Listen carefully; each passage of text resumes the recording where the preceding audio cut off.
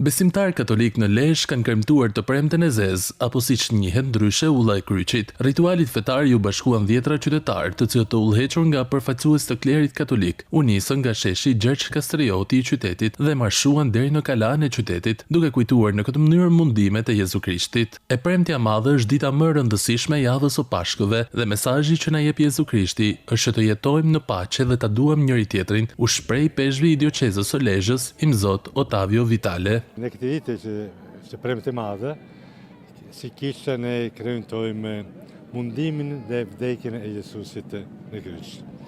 Prandaj është dita në të cilën jemi të thirrur që të bëjmë heshtje nga ana shpirtërore, sepse Jezusi po vdes.